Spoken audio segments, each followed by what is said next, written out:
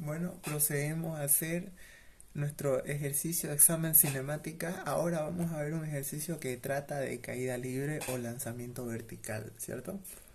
Dice así: desde el suelo se lanza una piedra verticalmente hacia arriba, dice, con una velocidad de 50 metros por segundo, verticalmente hacia arriba. Entonces vamos a dibujar el suelo. Aquí está el suelo. Y desde este suelo, ¿qué va a pasar? Vamos a lanzar una piedra verticalmente hacia arriba, dice. La velocidad inicial de lanzamiento de esta piedra es una velocidad de 50 metros por segundo. Y esta piedra va a ir hacia arriba, ¿cierto? ¿Y qué va a pasar con esta piedra? Que va a llegar a su punto más alto, ¿cierto? Y se va a detener aquí. Dice, bueno, veamos qué dice la pregunta. Determine el tiempo total transcurrido desde que es lanzado hasta que retorna nuevamente al suelo. O sea, el tiempo que sube más el tiempo que baja. O sea, el tiempo total de vuelo desde que se lanza hasta que vuelve a caer nuevamente al suelo. Eso es lo que quiero, ¿no? El único dato que tengo es la velocidad inicial de 50 metros por segundo. ¿Qué va a pasar con la pelota? Que la pelota, ahora sí empezamos el análisis, ¿cierto? Empezamos el análisis y decimos, nosotros sabemos que la pelota va a subir, ¿cierto? ¿Qué otro dato más tenemos? Aquí vamos a anotarlo por si acaso. La gravedad, ¿cierto? La gravedad que tiene un valor de positivo 10 metros por segundo al cuadrado o a veces negativo 10 metros sobre segundo al cuadrado. ¿Cuándo se va a utilizar el positivo y cuándo se va a utilizar el negativo? Sabemos nosotros que positivo es cuando el cuerpo acelera, cuando el cuerpo incrementa su velocidad, y negativo es cuando el cuerpo frena o desacelera. En otras palabras, negativo va a ser cuando suba. ¿Por qué? Porque nosotros sabemos que a medida que sube el objeto se va disminuyendo su velocidad, ¿cierto? Hasta que se detiene. De hecho, en este punto, la velocidad final de la bolita es cero. ¿Por qué sabemos que es cero? Porque se detiene, ¿cierto? Se detiene la bola y ya no sube más. Es porque empezó con 50 y termina en cero. ¿Por qué? Porque la gravedad lo está frenando, ¿cierto? Todo objeto que sube va a tender a detenerse en algún punto. No puede subir eternamente, ¿cierto? Entonces cuando suba la gravedad va a ser negativa, menos 10 metros por segundo. Pero sin embargo, cuando bajan, nosotros sabemos que a medida que baja el objeto, mientras más tiempo baje, su velocidad con la que llegue al suelo es mayor, ¿cierto? Mientras más tiempo en el aire, mayor será la velocidad con la que llegue al piso, ¿estamos de acuerdo? O sea que el signo positivo lo vamos a utilizar cuando baje, cuando el objeto baje o cuando el objeto cae, ¿cierto? ¿Cómo se interpreta este 10 metros por segundo al cuadrado? Por ejemplo, este negativo dice menos 10 metros sobre segundo al cuadrado. ¿Cómo lo interpretamos en física? Menos 10 metros segundo al cuadrado es lo mismo que poner segundo por segundo, ¿cierto? De aquí viene la interpretación. Esto significa que cada segundo que pase, su velocidad disminuirá de 10 metros por segundo en 10 metros por segundo. Significa que cuando pase un segundo, su velocidad se va a disminuir. Va a ser menos 10 metros por segundo. Y cuando pasen 2 segundos, su velocidad se va a disminuir.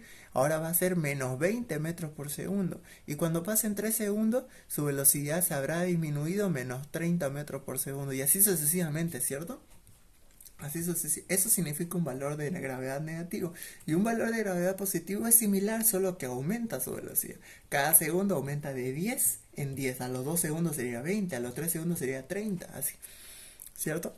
Entonces, bueno, este de acá, este movimiento lo vamos a trabajar en dos tipos de movimiento, ¿ok? El momento cuando la bola sube y el momento cuando la bola vuelve a caer. Porque sabemos nosotros que la bolita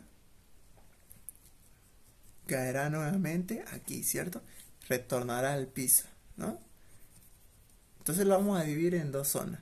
La zona uno, que es la zona que sube, y la zona 2 que es la zona que vuelve a caer, cae. ¿Ok? Entonces, ¿qué tenemos en la zona que sube? Vamos a calcular el tiempo que tarda en subir, ¿les parece?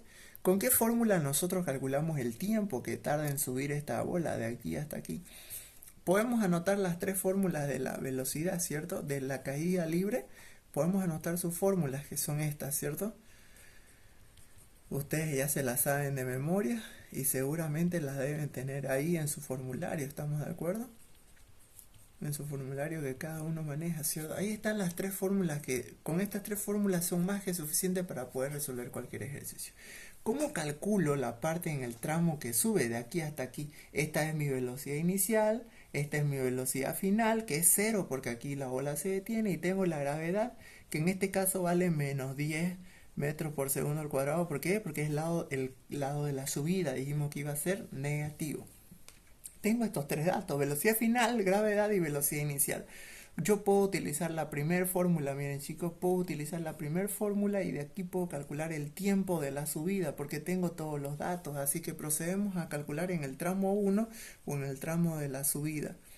¿Qué tenemos? Anotamos la fórmula: velocidad final es igual a velocidad inicial más gravedad por tiempo. La velocidad final, ¿cuánto vale? Cero, miren, porque en el punto final se detiene y la bola empieza a caer. Cero.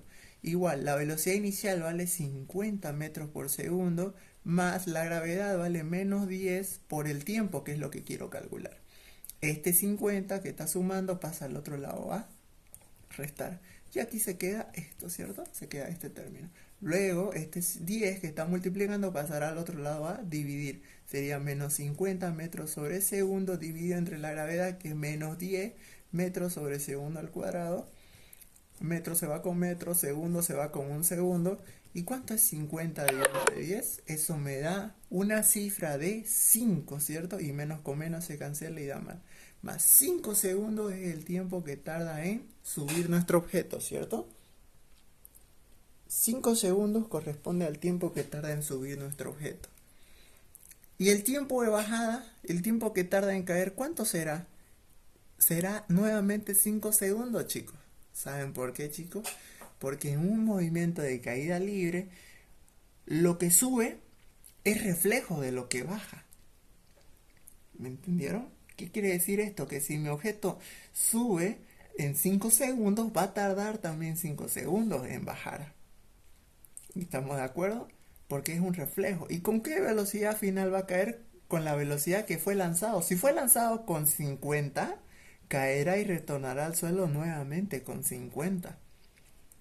Y si tardó 5 segundos en subir, tardará 5 segundos en caer. Esa es una propiedad de la caída libre, del lanzamiento vertical, ¿cierto? Que lo que sube se repite a la caída, cuando el movimiento es completo, ¿cierto? Cuando es simétrico así.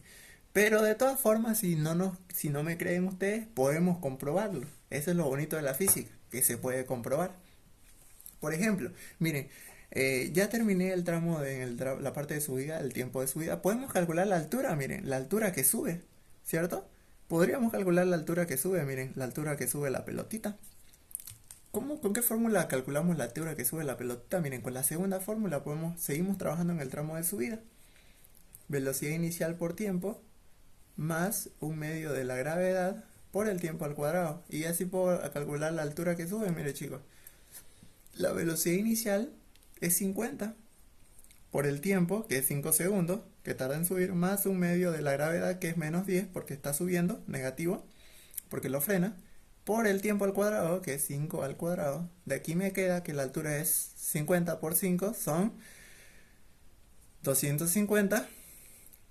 Aquí más por menos me da menos. Un medio por 2 son 5, por 5 al cuadrado son 125. Toda esta partecita, 125, lo podemos meter en la calculadora.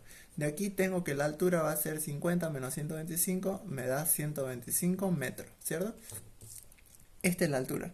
125 metros, miren. Pero sabemos, ahora vámonos a la parte de la zona que cae, ¿no? En la zona de caída.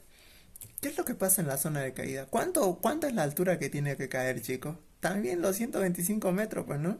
Los 125 metros que sube tienen que ser los 125 metros que baja. O sea que en la zona que cae, la altura sigue siendo 125 metros. Porque queremos que caiga lo que subió, que fueron 125 metros. Entonces sé que la altura de caída tiene que ser exactamente lo mismo, que es 125 metros. ¿Qué otros más datos tengo en la subida? En la caída, perdón. Por ejemplo, ¿cuánto es la velocidad inicial de caída? La velocidad inicial de la caída es 0, chicos. ¿Por qué es 0? Porque fíjense, la velocidad final de la subida era 0, pero justo cuando finaliza la subida, comienza la bajada. comienza la caída. Por lo tanto, la velocidad final de subida se puede interpretar como cero y la velocidad inicial de caída se puede interpretar como cero también. La velocidad final de la subida es cero, pero justo en este momento ocurre instantáneamente la caída. Por lo tanto, la velocidad inicial de la caída también es cero. La velocidad inicial de la caída es cero.